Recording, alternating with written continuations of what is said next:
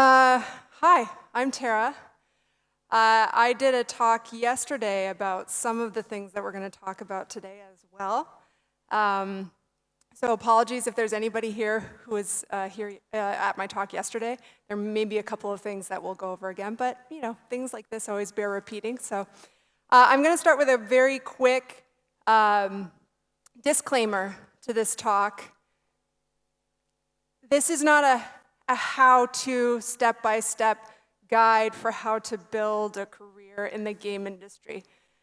My approach to this is very much about self-reflection and about how you build something that suits you as a person and not fitting into a career path, so that you're building something that's sustainable for yourself as a human being, rather than trying to follow some career counselor path from high school. So I'm hoping that this is helpful for people to consider at basically any phase in their career. Also, if you are a manager or if you're just starting out, there's things here to consider in terms of whether you are just trying to grow your career or whether you are a leader of people and you're trying to develop other people's careers and help them achieve greatness as well. So I'm going to start with a couple of bits of information about myself, because this talk is going to be pretty biographical, I guess, and you're going to learn a lot about me, so whether you like it or not. Here's some personal fun facts about me. I've got 2 daughters, they're 6 and 7. I am a power lifter. I've been doing that for about 3 years now. I love that. I live in Canada, in Toronto, but I also had an amazing opportunity to live in both the Netherlands and Australia at different times in my life. I'm a D&D player and fan. I'm a huge Star Trek nerd. I can't ski, snowboard, or skate, so I'm a terrible Canadian. I'm impressed that they still let me into the country. I love to cook. I am really into history, culture, and the art of tattoos, in case you hadn't noticed. And ancient history and mythology is super awesome, and it tells us a lot about the people that we are today, and I think that that's fascinating, and it's inspirational. I come from an art background. I am an artist first and always, so this just kind of shows you some of the work that I like to do. In the role that I'm in now, I don't necessarily get to do that so much on a production, in a production way, but it's still a huge part of my life. I've had the incredible honor of being involved in amazing games over the years. Some of this is more from a management perspective, some of it is more on a production perspective, so I've had such a great honor of being involved with really amazing teams all across the industry. Because this is a talk about careers and about building your career, I thought I would start with a bit of a map of what my path has looked like. So I graduated university, look at me, bright-eyed, bushy-tailed, fresh on graduation day. I spent some time as a freelance web designer and illustrator. I went to school for illustration. At that time, there wasn't really any programs for game art, so that wasn't really a thing. I did some teaching at the college level in visual design, and then I got my first job as a 2D artist at Snowden Studios. I didn't know anything about anything. They hired me just because they saw how excited I was to work with them, and I learned everything on the job. There was so much Googling, I can't even tell you. I worked there for about 7 years, and during that time, I got a promotion to art director. And then I worked for a short time at a studio called Big Viking Games as an art director. Then I became an account manager for one of the studios in Keywords called Mindwalk Studios. Then I was a solutions architect, and now I am director of art services. And so we look at this, we're like, oh, this is really nice. It's very straightforward. We follow this path, we do the thing, but our careers don't often look like they are linear. right? And when we first start down our career paths, we have kind of an idea as to what we want to do, right? And we set up all these goals for ourselves, and some of us maybe more than others, right? And we're like, this is the goal, this is what I'm going to do, this is how I'm going to achieve it. And I like to think about that maybe as, there's nothing wrong with that approach, right? But it's very flat. It's very two-dimensional. And I grew up as a gamer. I played Mario a lot as a kid. It's a fantastic game, but there's not a lot that you can put into it. The goal of that game is to finish the game, right? That's it. And it's fun, and it's colorful, and so on, but it's very simple. And we all know that life is not simple, right?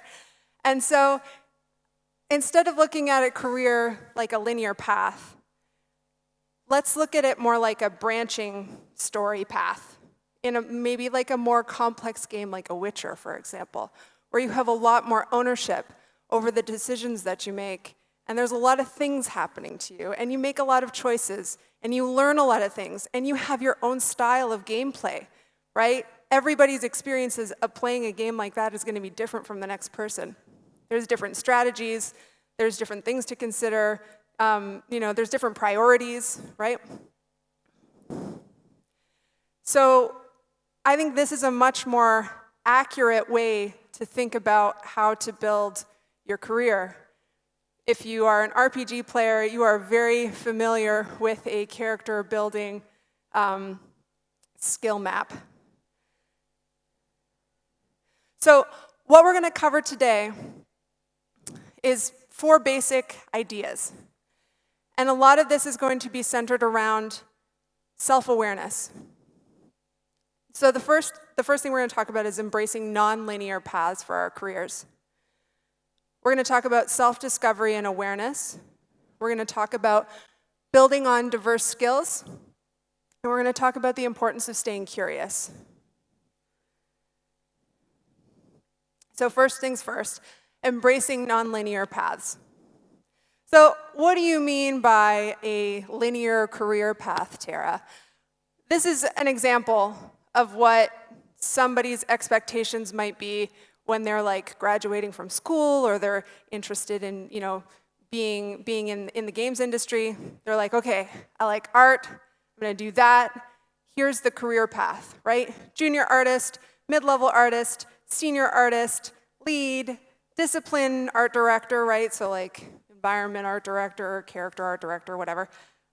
Studio art director, so now I'm in charge of the whole thing, and then maybe creative director, right? That's the path, that's what I'm gonna do. And there's nothing inherently wrong with this. And it's not like this can't happen. But it doesn't usually happen this way. Is it going to be a dumpster fire? No, maybe not, right? I'm not saying that it is. However, we're going to talk about the benefits of being open to a much more complex look at your career.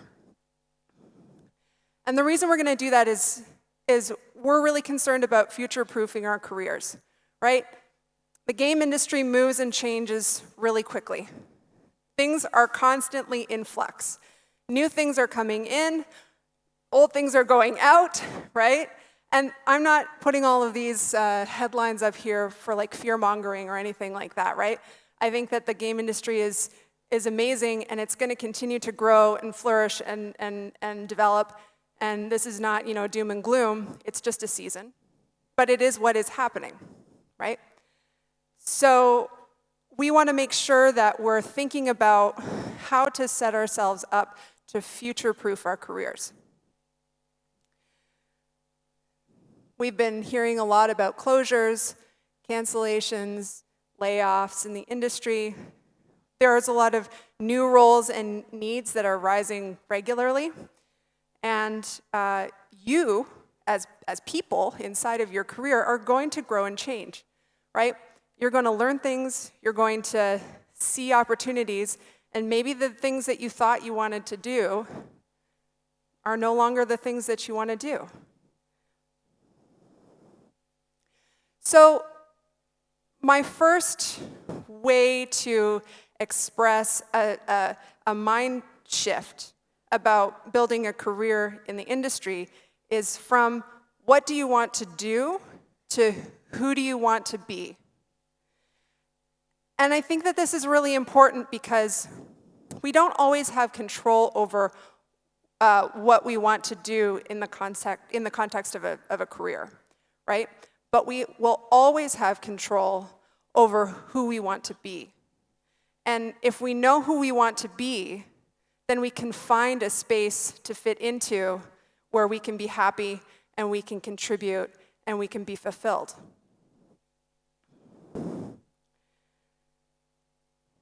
You don't have control over external circumstances. You can only control yourself and how you impact or respond to external circumstances. So there's 3 things to consider. 1, get in touch with your personal motivation. What is the thing that you care about? And this is like, I can't tell you what your personal motivation is, right? And so part of this is I'm going to be telling you about how I answer a lot of these questions, and I'm hoping that while you're listening, you are thinking about, what are these answers for you? So get in touch with your personal motivation. For me, my personal motivation is I'm a problem solver who's motivated by helping other people succeed. Identify your core skills. So what are the things that you innately are good at, right? And it doesn't have to be super specific in terms of task-based, like I'm really good at playing the piano, right? Dig down to like what are those core skills actually about? And then lean into fear. And this is terrifying. But as some of the people who were I see some of you look familiar from the talk yesterday, as we all heard yesterday, leaning into fear and doing something that you're afraid of is the only way that we're going to grow and change and learn and be better. So let's talk about core skills. I come from a game development background.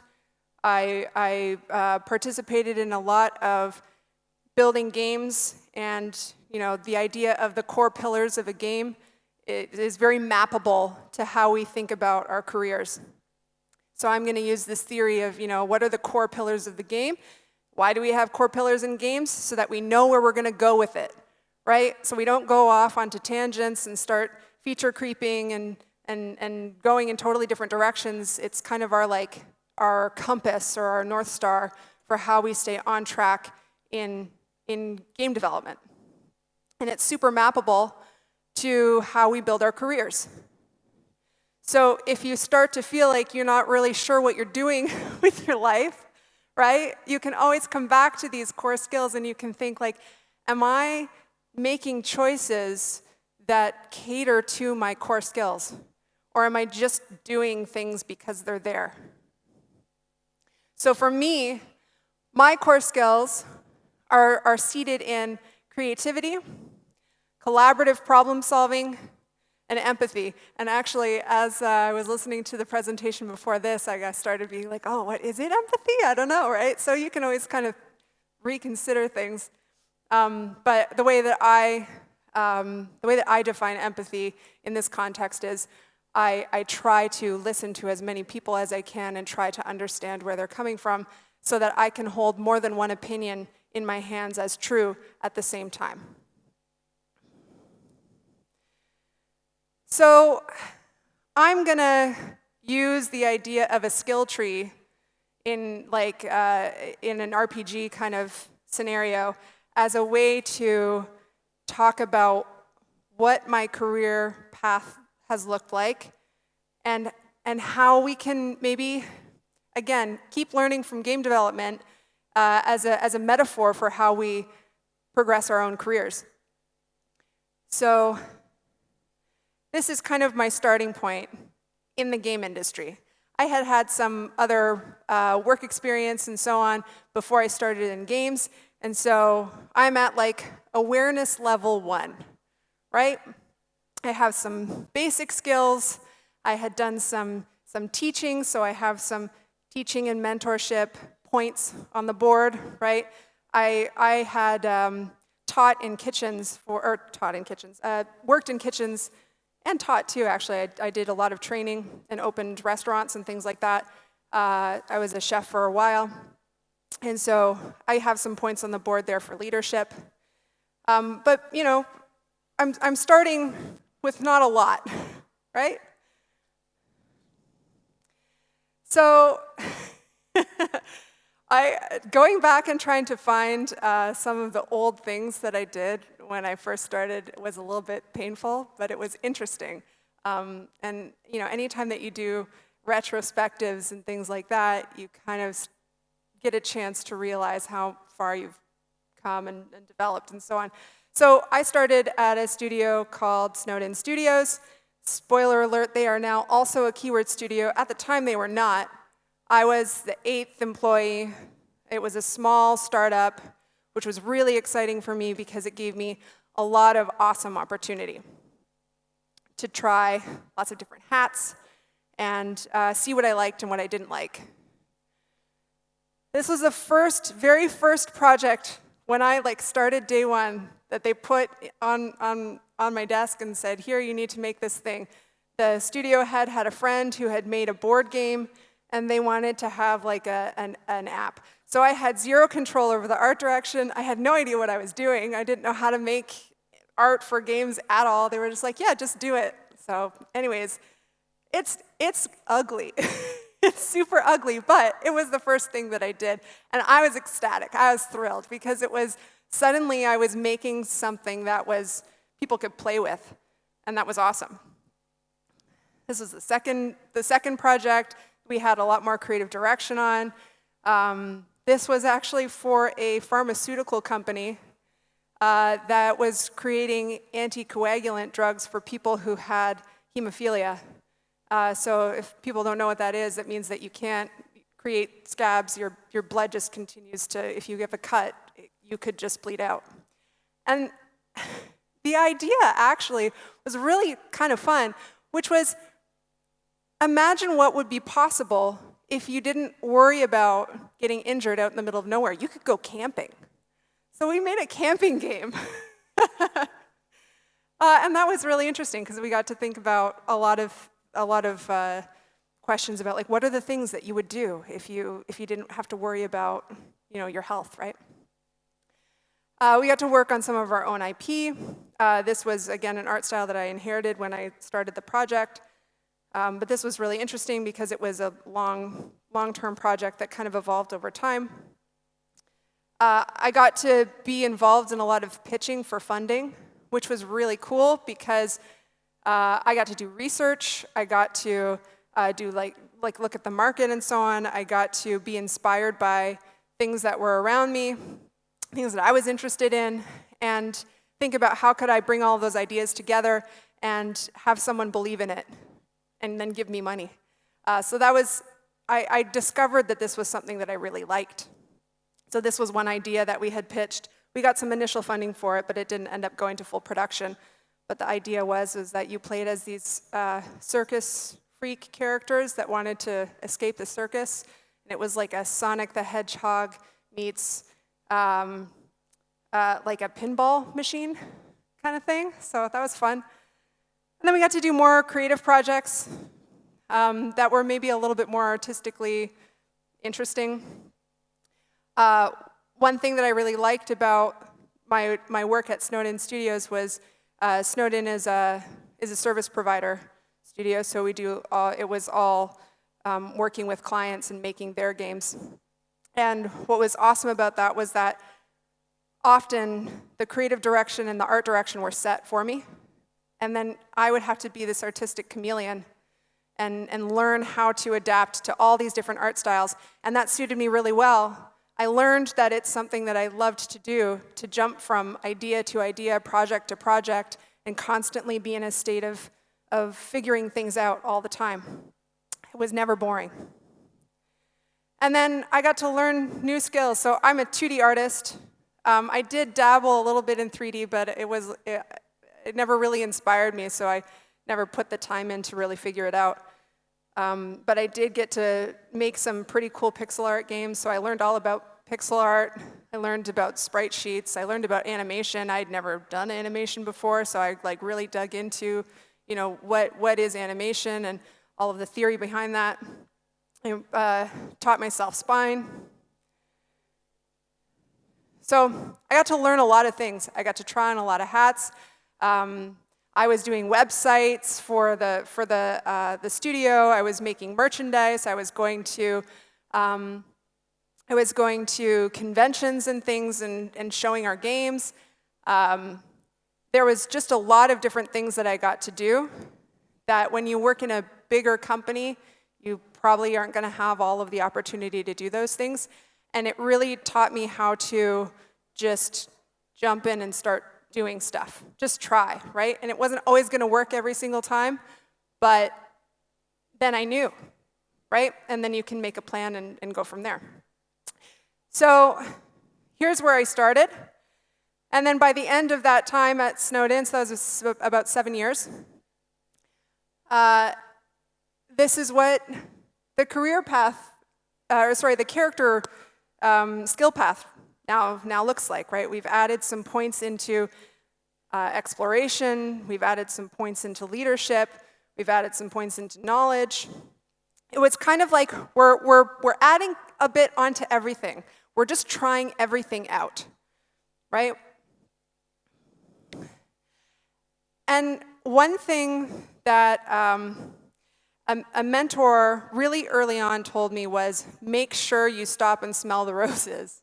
So as you're going through your career, and any time that you kind of make a big change, take the time and effort to stop and think about what went well, what was hard, what did you like, what do you not like. And that always really stuck with me. And I guess it stuck with me because it makes sense from a game development perspective. Postmortems and reviewing production and all of that just makes sense in terms of a way to acknowledge what happened on a project with as little judgment as possible and say, this is what happened, this is what went well, this is what didn't go well, this is what we're going to learn from this experience, this is how we're going to move forward and carry into the next project. So this is my postmortem for step 1, which was, while I was capable of technical skill growth, it was not my thing. It took a lot of effort for me to learn new programs. And so I kind of made a decision I felt like maybe I needed to learn 3D, but I didn't like it at all. And so rather than making myself feel bad and feel wrong about not doing this thing that I really didn't like, I just said, I'm not going to do that. Leadership was hard, but really rewarding. I'm going to put more points into that moving forward. Exploration was getting a lot of skill points, and I was discovering that I liked things like pitching ideas. I'm going to put more points into that. So if I was going to avoid the technical side of the skill tree, then I needed to get better at leveraging other people's skills, right? So this is where we're going to talk a little bit about self-discovery and awareness. The next job that I took was pretty short-lived. I was really excited. I was moving from Ottawa back to Toronto, and I had found this opportunity. They were looking for an incubation team art director, which totally sounded amazing to me after the experiences that I had at Snowden, where I was like, that would give me a chance to continue to grow and to lead things and to try things and to move with a small team and do these things. They presented as having a really great culture. Their website was amazing. They had great social media. They had all these employee perks and stuff, like cool snacks and stuff in the office, and all these outings and all this kind of stuff. And they were poised for growth. So their plan was to grow. And they were hiring. Unfortunately for them, I had just come from a really amazing studio. And I don't think at the time I even understood how amazing that studio was. The culture was incredible. The team was still pretty small. Up here we have a picture. I love this picture because this speaks volumes to the kind of culture that we had. We were just a bunch of weirdos. And we loved puns, and for some reason, we got stuck on like making Dwayne "The Rock" Johnson puns all the time in our Slack and so on. And then we created a GoFundMe, just kind of in the studio for us to all pitch in to buy a life-size cardboard cutout of Dwayne "The Rock" Johnson. And then we would put him into different places. He would get dressed up. We would put him in the bathroom and stuff so that when people opened the door, he would be there. Like, it was amazing. It was just like this really fun and very earnest, very authentic culture that just came out of the people who were there. Nobody told us that we should do this, right? Nobody said, hey, we need to build like a really fun culture, guys, right? It just happened. It was very natural. The other thing was that I had an amazing boss. He is still to this day, he still is at Keywords, and I still get to work with him. And he taught me so much about how to be an inspirational leader. And in 2022, he won the Best Boss Award in Canada.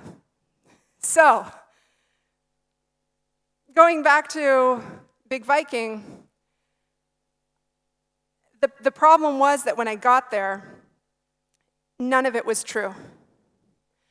And I was there for 4 months, and then I went on a maternity leave.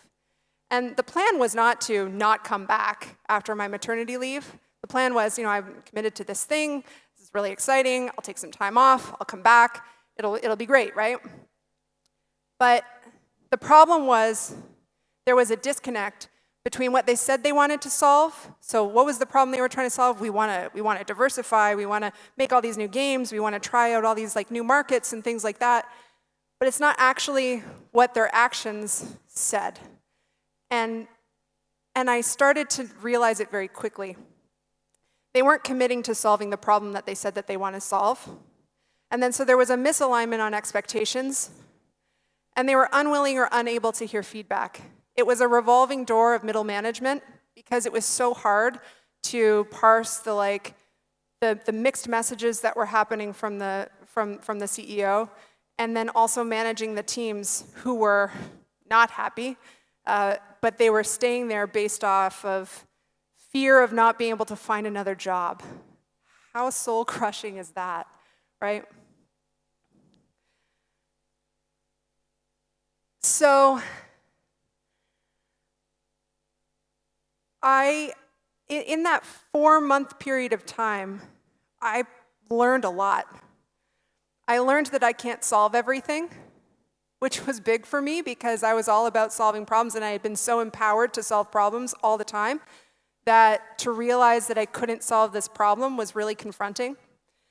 And I also realized that it's okay to leave. So we're now at awareness level 6. So if we look at what we've developed now, I did learn some lessons about leadership. I learned some lessons about team building and communication, and I learned a lot of lessons about grit. It was a really hard time, and I had a lot of feelings about if I could only just. So in my postmortem for that period of time, leadership was a challenge. I had to have a lot of tough conversations. I had to put people who had been at the company for over 10 years on performance improvement plans because of how demotivated they were, and they were taking the whole team down. There was a lot of really tough discussions to have in the first 4 months of being part of this team. Team buildings and communication was getting a lot of skill points because I was, oh, sorry, that one is wrong, but that's okay. It was also getting a lot of points because I had to be trying to figure out how to navigate and communicate between what the CEO kept saying and changing his mind on and all of that to what do I tell the team? How do I keep the team motivated to like find some momentum when all of these decisions are changing above me? And grit was developed to stay committed to the team. And that was really tough. I hadn't really needed to use grit at any point yet in my career, and so this was something that I learned. And so you can still learn and grow skills through discomfort, but it can crush you if you stay for too long. So find a place. What I learned was, hey, find a place where the people around you lift you up rather than weigh you down. So that was a decision that I made about myself as a priority for my career moving forward. So we're going to talk about building on diverse skills. At this time in my life, everything exploded. All the things that I had planned for myself basically all fell apart in about a 4-month period. I stopped working. I went on a mat leave. I had my second child, and then my marriage fell apart. And suddenly, I was a single parent dealing with a mortgage, with a job that I wasn't planning on going back to, and it basically was like a full-on reset, right? It was like, I don't know what I could do anything, but I have all these like priorities about my life that I need to figure out. So how do I navigate my career and my personal life and try to make something continue to move forward? And I did a lot of work while I was on my maternity leave on myself. There was a lot to deal with. I had amazing friends around me. And I really worked through some things about myself. And I created this list that was going to help me move forward in terms of confidence and risk-taking mindset.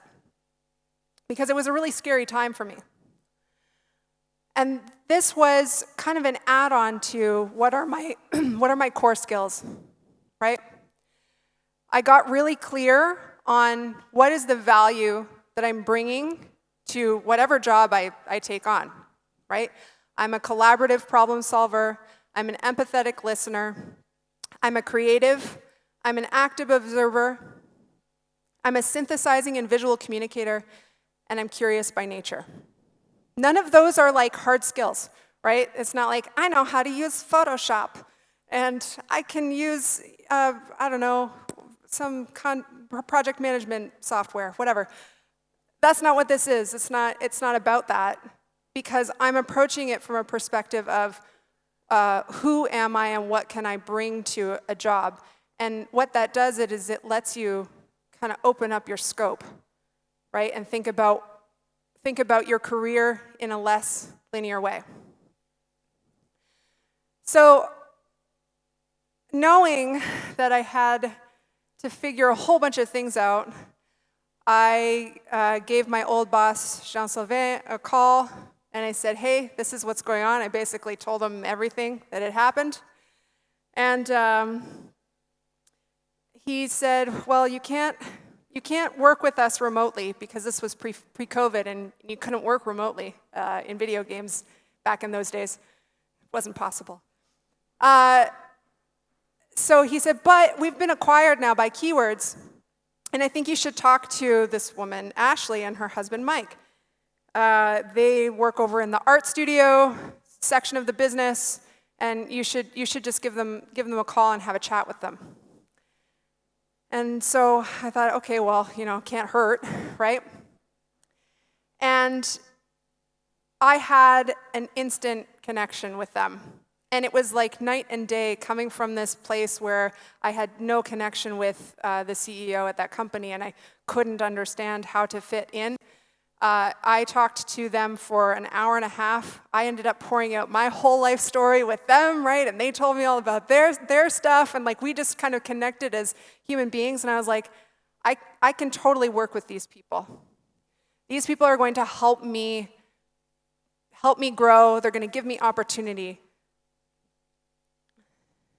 And so I really considered this job. But the job was to be an account manager, which had kind of nothing to do with where I thought my career was going to go, right? I was like, I'm an art director. This is the thing I'm going to do. And account management was not, it wasn't the like sexy, I'm making art kind of thing, right? So it took me a bit of time to think about it. It was going to be a huge responsibility because Mindwalk Studios, which is what the account management position was for, was a large 3D art production house in China. And I had always worked very locally on indie things, on small projects, and this was a studio that was working on AAA with like $1 million contracts, and it seemed like a lot, right? And I was going to be responsible for those relationships. There was an international team and clients, but it provided flexible hours, which was important to me because I had little babies at home, and I needed to be able to kind of work at different hours. And I could leverage my art background in a new way, right? I could still vouch for the team. I could speak the language of art. I understood what game production looked like. And so that way I could be a communicator between the clients and the team.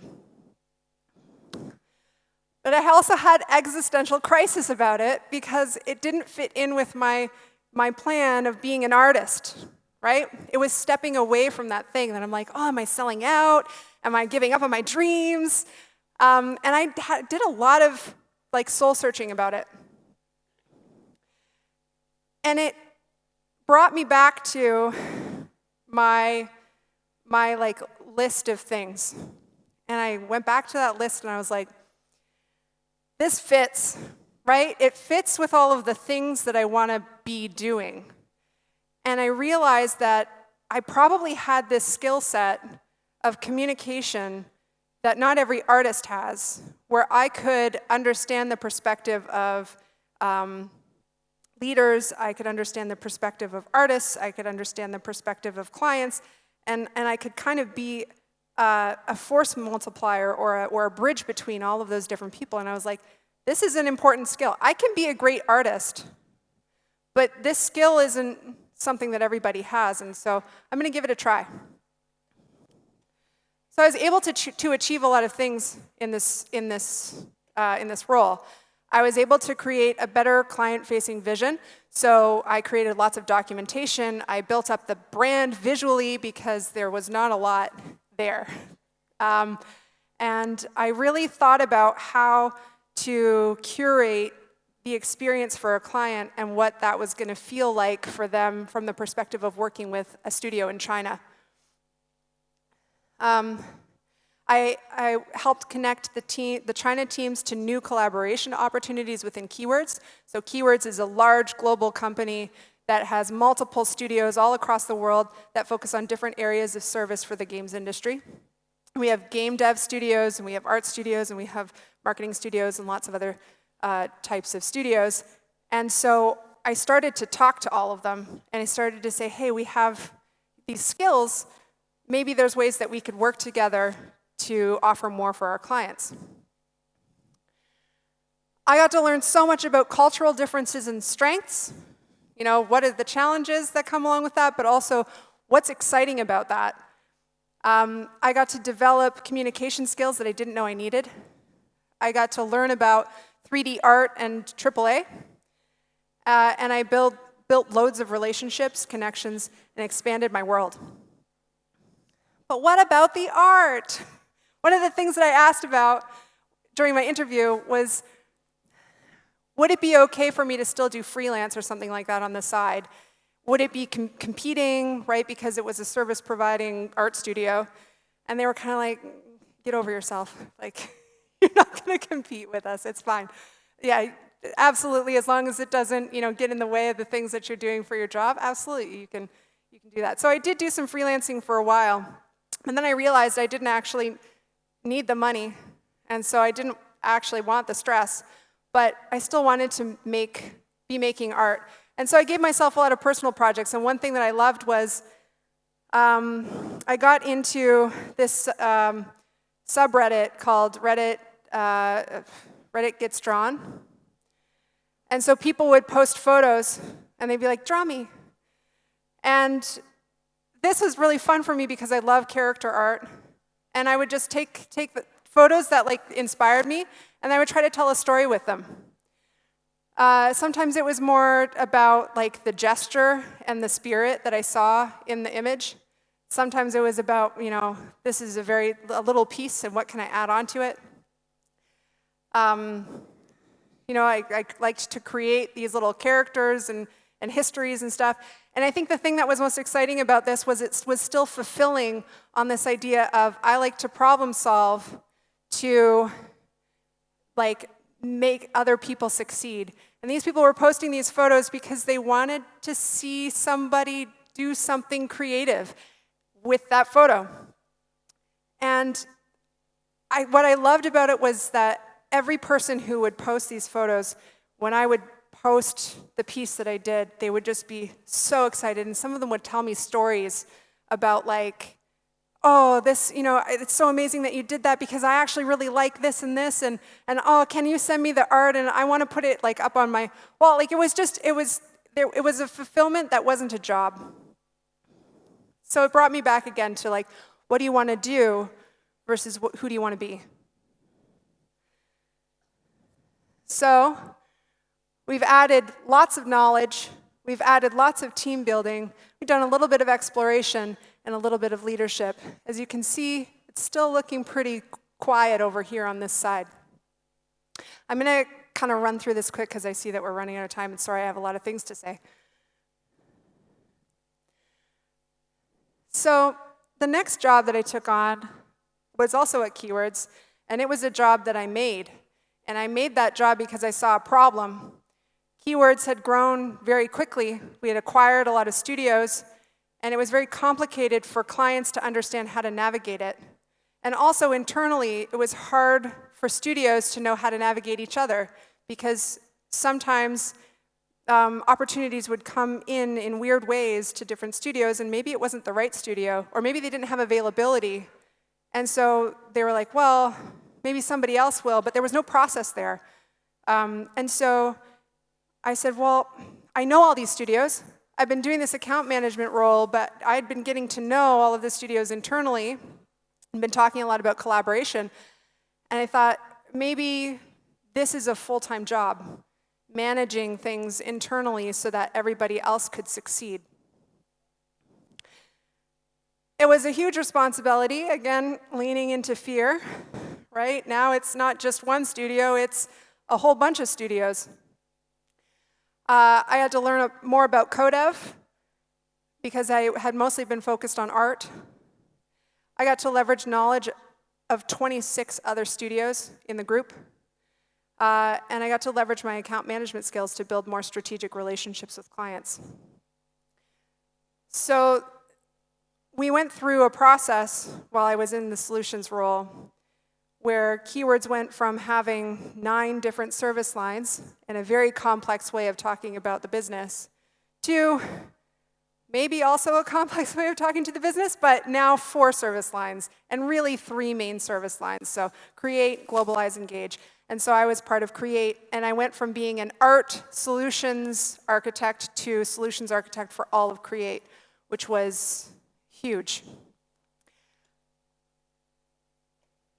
And the thing to think about here is that if you're trying to solve real problems, self-promotion takes care of itself, right? You're not trying to convince people to give you a chance to do something.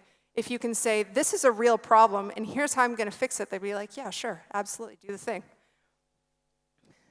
So this role is how I described it to people was it was like a spirit guide for Keywords so that people internally could understand how to navigate and our clients externally could have someone to help lead them through who should they work with, why, and so on. And it was really amazing, actually. It was very empowering. I learned a lot about it. And I also had an opportunity to backfill my role, which now brought in mentorship and teaching. And so she is the one who took over for me, and that was a 6-month process, 3 months where she shadowed me, and then 3 months where I shadowed her while I shifted over to this new role. And I realized how powerful mentorship is and how much I liked it. And again, I'm coming back to this same set of skills. Sorry, I'm running through this quick because I know we're getting to the end of time. Then I also took on more teaching and mentorship in terms of speaking, in terms of getting out in front of clients, because I realized I had worked so much on my knowledge base. Now I suddenly had something to say, right? I had things that I could talk about, and I could start to be a bit of a subject matter expert. And so I really enjoyed leaning into going to talks, teaching and learning. I took on 3 different other formal mentorships during that time, all of them other women, and 2 of them got promotions within 3 months of finishing that mentorship with me, which was, again, amazing. So I went from this to this, right? A lot of points put into teaching and mentorship, and it was also really hard because it was complex and I was trying to do something that hadn't been done before, so it took a lot of grit. This is the postmortem. I don't need to run through that because I would like to get to this last bit, which is staying curious. So I've been in this new role now for 6 months. I don't have a skill tree piece for it yet because it's still too early on for me to be able to do that. But in this role, I'm responsible for strategic direction and financial success of all 6 art studios. So I've come back to focusing specifically on art. Huge responsibility, still afraid. There's a theme here. Getting even further away from production. So, I continue to step away from it and I continue to grapple with what that means for myself. Getting closer to C-suite, responsible for growth targets, including both merger and acquisition targets and so on, and also how do we grow as a company. And also, Keywords has just been acquired by a private equity, and so, let's just toss that in as an extra thing to kind of manage. So 6 months in, aware of my knowledge gaps, but confident in my ability to lean on others to help me bridge the gaps. Excited by the competence and expertise around me. Deep awareness of industry trends and challenges that have come from all of this other work that I had been doing. So I feel pretty good about knowing where we need to go. And then confident in the team that we'd built at the divisional level as well. So in summary, we have this interesting growth path. And you can see that you don't have to focus on everything always at the same time. You can focus on certain skill areas at certain points that will allow you to grow and move into different directions. Last couple things. Stay curious, look for possibility, lean on your core strengths, and solve real problems. Constantly tap into your values and drivers, and you'll be rewarded. Goals do not equal motivation. Get in touch with your true motivation to achieve success. It's good to have goals, but goals do not equal motivation. People are more important than prestige. Prestige doesn't open doors, people do. Self-awareness is a journey that only you can take on for yourself, and you get out of it what you put in. So if you don't spend time thinking about it and digging, you're not gonna see the benefits. And that career was way more exciting, I think, than what this probably would have looked like. Because there probably would have been a lot of waiting for when I could take that next step because somebody else was in that role and I would need to wait. And I don't think that I would have gotten to the end of that path, if I'm being completely honest with myself. Time's up. Yeah, that was indeed very inspirational, and thank you so much for putting it together, Tara. Unfortunately, since we are out of time, we won't be able to take up any questions on this one, but we can definitely request Tara to stay close, and you can get in touch with her offline, right outside the room after this talk. Yes. Thank you so much, Yeah, Tara. come find me if you have questions.